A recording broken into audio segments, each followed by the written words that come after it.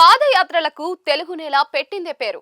పాదయాత్రలు చేసి ఎంతో మంది అధికారాన్ని అందుకున్నారు. 2003లో అప్పటి ఉమ్మడి ఏపీపీసీసీ ప్రెసిడెంట్ హోదాలో వైఎస్ఆర్ భారీ పాదయాత్రకు శ్రీకారం చుట్టారు. ఆయన మండుటెండలో ఏప్రిల్ 9న తెలంగాణలోని చేవెళ్ల నుంచి మొదలెట్టిన పాదయాత్ర దాదాపుగా 1400 కిలోమీటర్ల దూరం దాకా సాగి శ్రీకాకుళం జిల్లా ఇచ్చాపురం వద్ద ముగిసింది. ఆ మరుసటి ఏడాది 2004లో ఉమ్మడి ఏపీలో కాంగ్రెస్ అధికారంలోకి రావడానికి, వైఎస్ఆర్ సీఎం కావడానికి ఆ పాదయాత్ర ఎంతో ఉపయోగపడింది.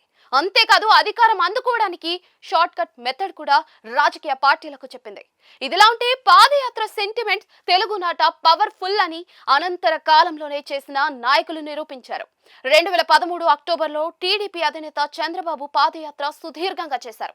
ఆయన 2014లో ఏపీలో సీఎం అయ్యారు. ఇక 2017లో నాటి ఏపీ విపక్ష నేత వైఎస్ జగన్ ఏకంగా 3500 కిలోమీటర్ల పైన పాదయాత్ర చేపట్టి 2019 ఎన్నికల్లో బంపర్ విక్టరీ కొట్టి సీఎం అయ్యారు.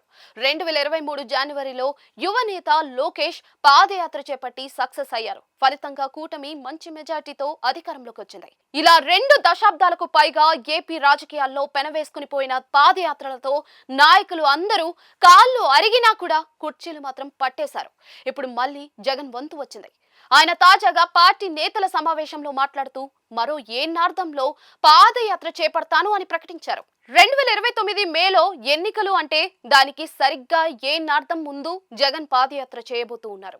మరి జగన్ మళ్ళీ సీఎం కావాలని చేస్తున్న ఈ పాదయాత్ర ఆయన అనుకున్న లక్ష్యాన్ని సాధిస్తుందా లేదా అన్నది చూడాల్సిందే. నిజానికి చూస్తే తెలుగు రాజకీయాల్లో ఒకసారి పాదయాత్ర చేసిన వారు మరోసారి పాదయాత్ర చేపట్టలేదు. అది జగన్ తోనే మొదలవుతుంది అని చెప్పుకోవాలి. వైఎస్ఆర్ కానీ చంద్రబాబు నాయుడు కానీ ఒకేసారి పాదయాత్ర చేశారు. లోకేష్ కూడా ఆ లోటు తీర్చుకున్నారు. అయితే మొదటిసారి పాదయాత్ర చేస్తే ఆ మొదటి మోజు క్రేజు ఒక లెవెల్ అని అంటారు. అంతేకాదు రాజకీయాల్లోకి కొత్తగా వచ్చిన వారు కానీ, అధికారం చేపట్టకుండా ప్రతిపక్షంలో ఉన్నవారు కానీ చేసే పాదయాత్ర మ్యాజిక్ వేరేగా ఉంటుంది. జగన్ విషయానికి వస్తే 5 ఏళ్ల పాటు సీఎంగా పనిచేశారు. ఆయన పాలన ఏమిటో ప్రజలు చూశారు. ఆయన పాలన పట్ల అసంతృప్తి ఉన్నవారే 2024లో ఓడించారు. మరి ఈసారి ఆ అసంతృప్తులను బుజ్జగించాలి.